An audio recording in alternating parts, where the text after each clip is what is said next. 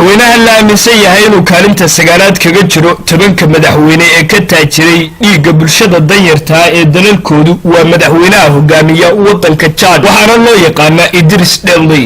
Deby waxa uu dhashay 1952 bishii Juun 18 madaxweynahani waxa uu ku dhashay deegaanka loo yaqaano Fadagazwa waxa uu waxbarashadiisii hoose dhexe iyo weliba sare ku qaatay isla dalka Chad markii uu waxbarashada dhameystay waxa uu maamulo ka noqday college-ka loo yaqaano National Dijama waxa uu nasiib u helay inuu ka mid noqdo difacad loo direeyay Faransiiska si ay tababar ugu soo qaataan waxa uu soo noqday isagoo ku qalabaysan shahaadada bayloodnimada isla markaasina waxa uu noqday la taliyaha madaxweynaha ee dhanka ciidamada 1979 1982 waxa loo magacaabay hogaamiyaha militariga ee wadankaasi Chad waxa uu hogaamiyay xoogagii la dagaalamayay ama xoogagii iska caabinta Chad ee ka hor yimi ciidamadii Liibiyaanka ee ka soo galay dhanka bari Human Rights ayaa ku soo eedeysay madaxweynahani inuu mas'uul ka yahay hogaamiyayaal iyo siyaasiyiin fara badan oo reer Chad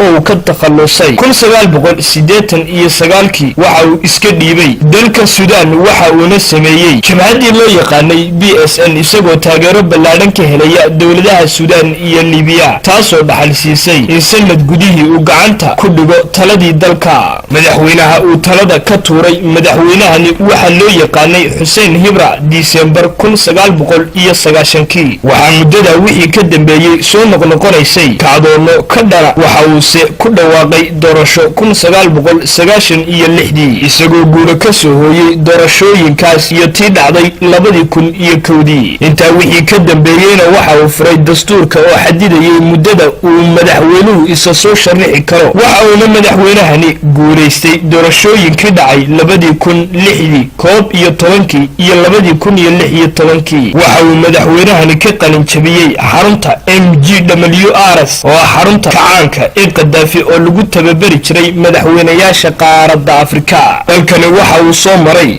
dhibaatooyin khalkhallo iyo siyaasado isbedbedel badani ku dhacayay taasina waxa ay sababtay in hoos u dhaca dhaqaalaha ee wadanku uu kordho balse madaxweynahani waxa uu dhaqaale ahaan leeyahay lacag gaadhaysa 50 milyan oo lacagta wadankaasi Mareykanka sidaasna waxa uu ku noqday mas'uulka kaalinta sagaalaad kaga jira tobanka madaxweyne ee la aaminsan yahay inay ka taajireen dhiigga bulshada danyarta ee ay madaxda u yihiin